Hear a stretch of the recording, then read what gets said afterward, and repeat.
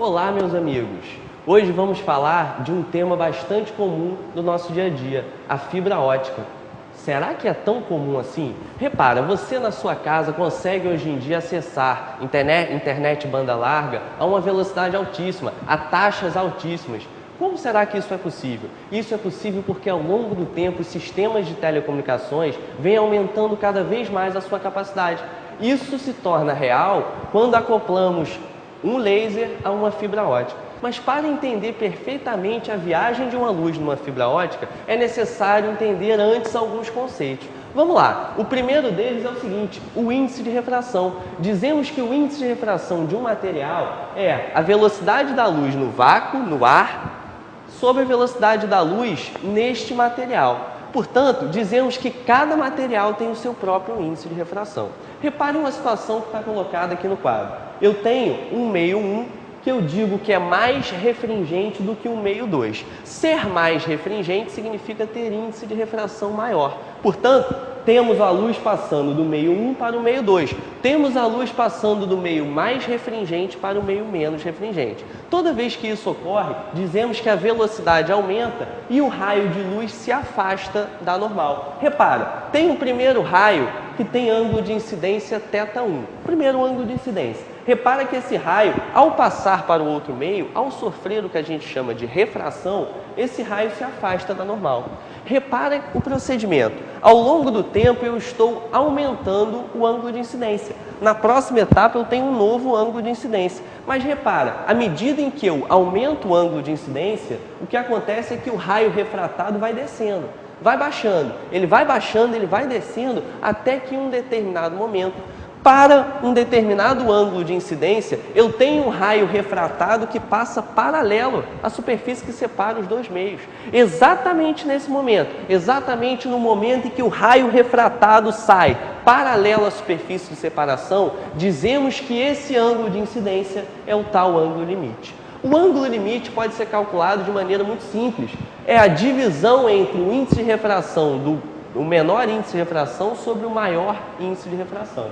Tudo bem, mas vamos ver de que forma, lá na hora, na fibra ótica, como é que a gente consegue transmitir essa informação, como é que você consegue acessar da sua casa a internet banda larga a altíssimas velocidades.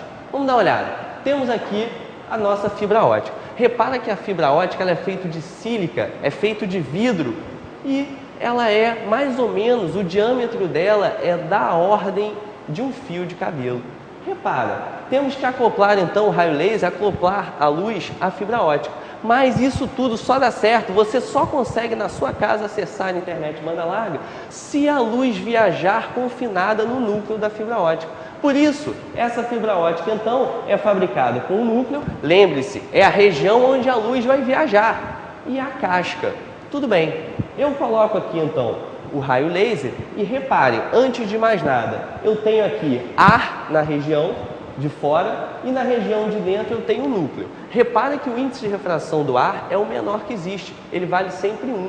Tudo bem, então eu digo para você que a luz está indo do meio menos refringente para o meio mais.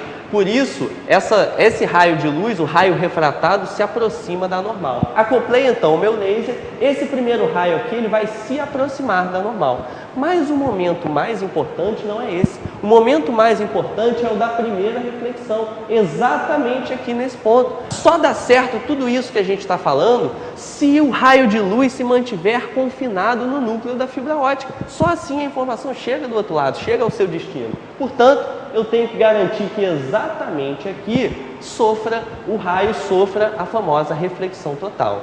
Temos então duas condições para garantir a reflexão total aqui nesse ponto. A primeira delas, e eu diria fundamental, que só acontece quando o raio de luz passa do meio mais refringente para o meio menos refringente. O índice de refração do núcleo precisa obrigatoriamente ser maior do que o índice de refração da casca. Mas não basta só isso. Temos a nossa segunda condição. Obrigatoriamente, o ângulo de incidência exatamente nesse ponto precisa ser maior do que o ângulo limite. Se o ângulo de incidência for igual ao ângulo limite, o raio sai paralelo à superfície de separação. Não dá certo, imagina, o raio saindo paralelo entre a casca e o núcleo, não tem sentido, porque a informação só chega se a luz estiver confinada no núcleo. Portanto, eu tenho que garantir que esse ângulo de incidência aqui seja maior do que o ângulo limite. Satisfeitas essas condições, eu tenho então um raio de luz viajando confinado no núcleo e garantindo que ele vai chegar ao seu destino, garantindo que você vai conseguir acessar a internet banda larga da sua casa a altíssimas taxas, altíssimas velocidades. Meus amigos, essa foi a nossa dica de hoje. Um grande abraço, tudo de bom para vocês.